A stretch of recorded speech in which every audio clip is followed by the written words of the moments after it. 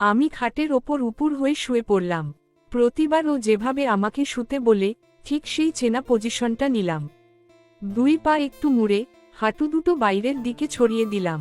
সৈকত ওর উষ্ণ হাত দুটো আমার কোমর আর হাড়ের সংযোগস্থলে রাখল। ফিসফিস করে বলল, একদম রিল্যাক্স করো অন্তু, শরীরটা একদম ছেড়ে দাও আমার ওপর, কোনো জোরতা রেখো না। প্রতি শুক্রবার রাতে ও আমার শরীরের হাড়গুলো নিয়ে এক অদ্ভুত খেলা খেলত। আমি ভাবতাম ও বুঝি পৃথিবীর সবচেয়ে শ্রেষ্ঠ, সবচেয়ে কেয়ারিং স্বামী। যতদিন না আমার ডাক্তার বান্ধবী অবনী আমাকে একটা চরম সত্যি মনে করিয়ে দিয়ে আমার পায়ের তলার মাটি কেড়ে নিল।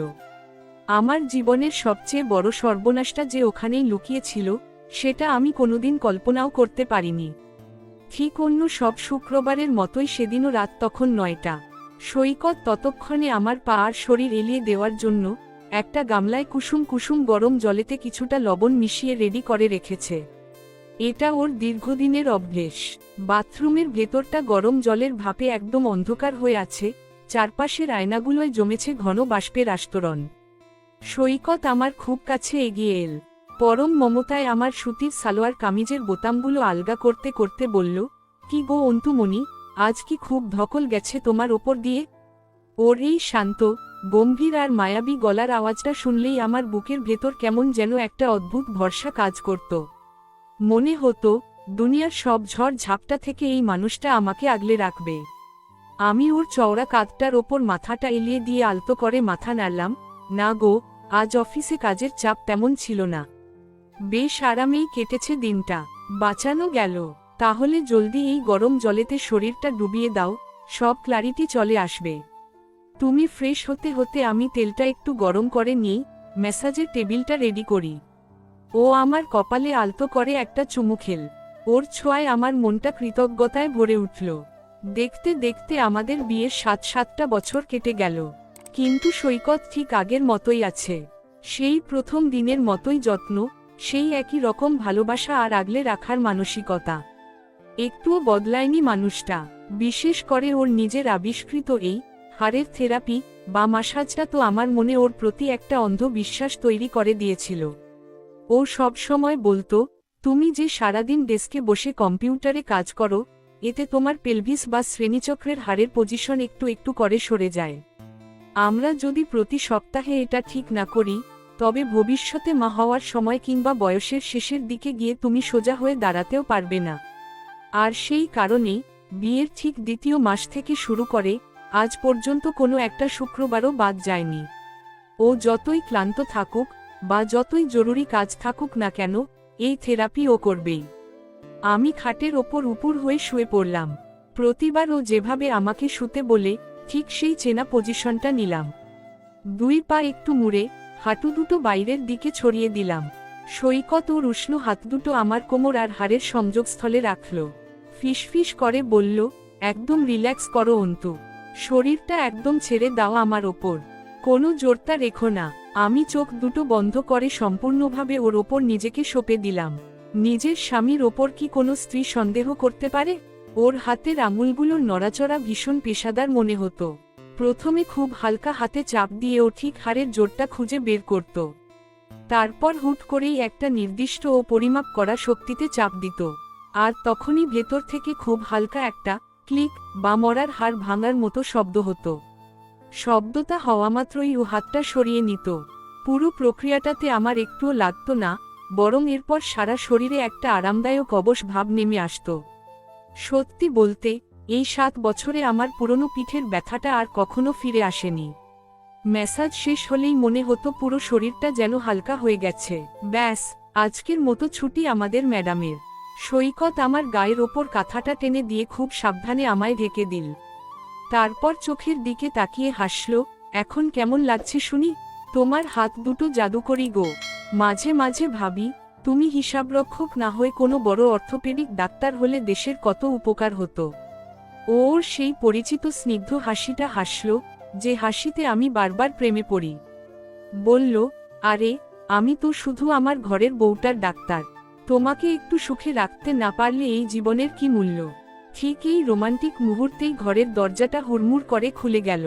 আমার শাশুড়ি মা, রাহেনা দেবী, হাতে একটা বাটি নিয়ে ঘরে ঢুকলেন। ওনার এই এক স্বভাব, 7 বছরেও উনি ঘরে ঢোকার আগে নক করার প্রয়োজন মনে করেননি। প্রথম প্রথম একটু খারাপ লাগলেও এখন আমি অভ্যস্ত হয়ে গেছি। ও সৈকত, অন্তু, তোদের জন্য গরম গরম খাসির পায়ার স্যুপ বানিয়ে আনলাম। হাড়ের জন্য খুব ভালো, একদম গরম থাকতে থাকতে খেয়ে নে তোরা। শাশুড়ি বাটিটা খাটের পাশের টেবিলে রাখলেন। সৈকত মায়ের হাত থেকে বাটিটা নিয়ে আমার দিকে তাকালো। আমি ওনার চোখের ভাষা খুব ভালো করেই চিনি। মা এসেছেন আমাদের তদারকি করতে। মা, তুমি এই রাতে কেন কষ্ট করতে গেলে বলো তো? আমায় ডেকে বললে আমি রান্নাঘর থেকে নিয়ে আসতাম। সৈকত একটু আদুরে গলায় মাকে ধমক দিল। আরে না রে বাবা, তোদের সুস্থ না দেখলে আমার রাতে ঘুম আসে নাকি? শাশুড়ি মায়ের চোখ দুটো তখন আমার সারা শরীরে ঘুরপাক খাচ্ছিল। একটা তীক্ষ্ণ, অনুসন্ধিৎসু দৃষ্টি, কেমন যেন একটা অস্বস্তিকর চাউনি, যা আমি 7 বছরেও কোনোদিন সহজভাবে নিতে পারিনি। উনি আমার কোমরের দিকে তাকিয়ে সন্তুষ্টির একটা লম্বা শ্বাস ফেললেন। তারপর মাথা নেড়ে বললেন, বাহ, সৈকত তো দেখি সত্যিই ওস্তাদ হয়ে গেছে। সৈকত মুচকি হাসল। মা আবার বললেন, কোমরের হাড়ের এই চওড়া ভাবটা এখন বেশ বোঝা যাচ্ছে। আগের চেয়ে অনেক ছড়ানো আর নরম হয়েছে। হাড়ের জোরগুলো এভাবে আলগা আর চওড়া হলে সন্তান পেটে টিকতে সুবিধা হয়। তখন একটার পর একটা বাচ্চা খালাস করা কোনো ব্যাপারই না। বংশের বাতি জ্বালাতে আর কষ্ট হবে না। লজ্জায় আমার কান মাথা গরম হয়ে গেল। আমি চট করে মুখটা নামিয়ে নিলাম। কিন্তু সৈকতকে দেখলাম ভীষণ গর্বিত ভঙ্গিতে হাসতে, যেন মা ওকে কোনো মস্ত বড় কাজের জন্য মেডেল দিয়েছেন।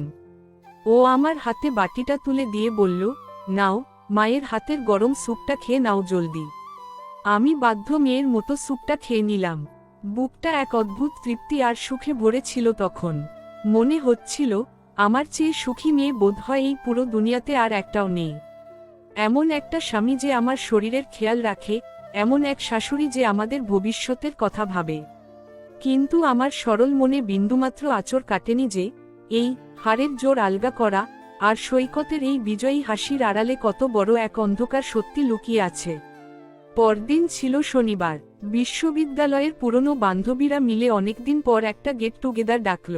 আমি প্রথমে যেতে চাইনি, কিন্তু সৈকতই জোর করল। ও নিজে গাড়ি চালিয়ে আমাকে হাওড়ার সেই রেস্তোরাঁটার সামনে নামিয়ে দিয়ে গেল। গাড়ি থেকে নামার আগে ও খুব যত্ন করে আমার ওড়নাটা ঠিক করে দিল। আড্ডা শেষ হলেই আমাকে একটা ফোন করো অন্তু, আমি এসে নিয়ে যাব। আচ্ছা, সাবধানে যেও। Good bye. Good bye. Okay বিদায় দিয়ে আমি রেস্তোরাঁয় ঢুকলাম। প্রায় 10 বছর পর চেনা মুখগুলোকে একসাথে দেখে বুকের ভেতরের জমানো একাকিত্বটা যেন এক নিমেষেই কর্পূরের মতো উড়ে গেল। কত গল্প, কত স্মৃতি, আর কত হাসাহাসি। সবার চেহারা কিছুটা বদলালেও সেই পুরনো পাগলামিটা একদম একই রকম আছে। খাবার টেবিলের ঠিক পাশেই বসেছিল অবনী। ও আমাদের ব্যাচের সবচেয়ে মেধাবী মেয়ে ছিল। এখন ও কলকাতা মেডিকেল কলেজ হাসপাতালের অর্থোপেডিক বিভাগের একজন নামকরা অ্যাসিস্ট্যান্ট প্রফেসর। অন্তু, তুই তো একদম আমাদের ভুলেই গেছিস। অবনী আমাকে জড়িয়ে ধরে বলল, আরে না রে, আসলে সংসারের নানা কাজে।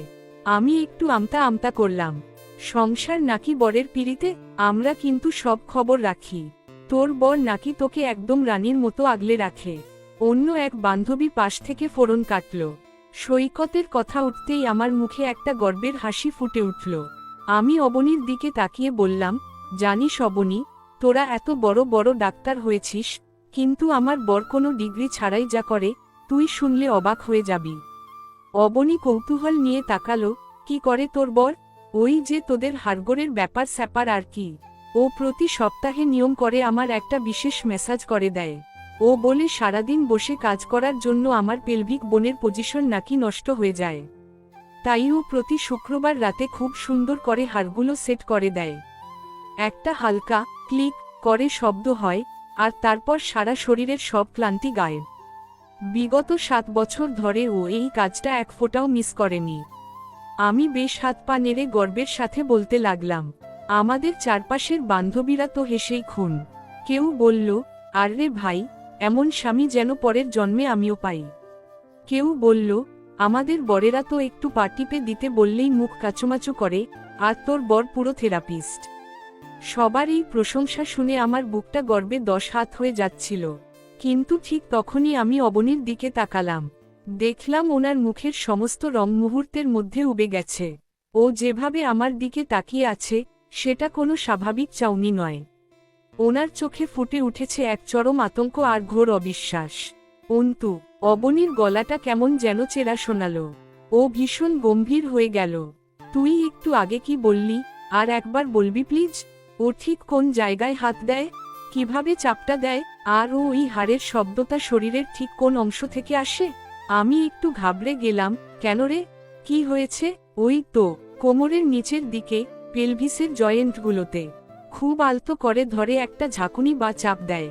আর শব্দটা ঠিক ওই দুই উরুর সংযোগস্থলের পেছনে থেকে আসে।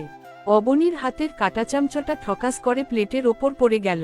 ও যেভাবে কাঁপছিল, মনে হচ্ছিল ও যেন জীবন্ত কোনো ভূত দেখছে। পুরো টেবিলের হাসাহাসি এক সেকেন্ডে স্তব্ধ হয়ে গেল।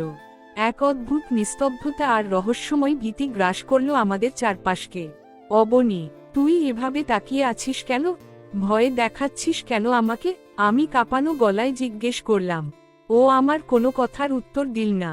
ওর চোখে তখন আমার জন্য কেবলই এক চরম করুণা আর হাহাকার। হুট করেই অবনী চেয়ার ছেড়ে উঠে দাঁড়ালো। অত্যন্ত শক্ত মুঠিতে ও আমার হাতটা চেপে ধরল। ওর হাতের তালুটা বরফের মতো ঠান্ডা হয়ে গেছে, আর ও থরথর করে কাঁপছে। তুই এখনই আমার সাথে আসবি, জলদি। কাউকে কোনো কিছু বলার সুযোগ না দিয়েই ও আমাকে টেনে হিঁচড়ে রেস্তোরাঁর ভেতরের ওয়াশরুমটার দিকে নিয়ে গেল। ভেতরের দরজাটা লক করে ও আমার মুখোমুখি দাঁড়ালো।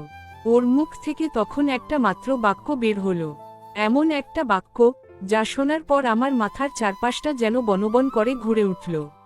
আমার দুই হাঁটু অবশ হয়ে ভেঙে আসতে চাইল। আমি যদি দেয়ালটা শক্ত করে ধরে না দাঁড়াতাম, তবে তখনই মেঝেতে আছড়ে পড়ে যেতাম।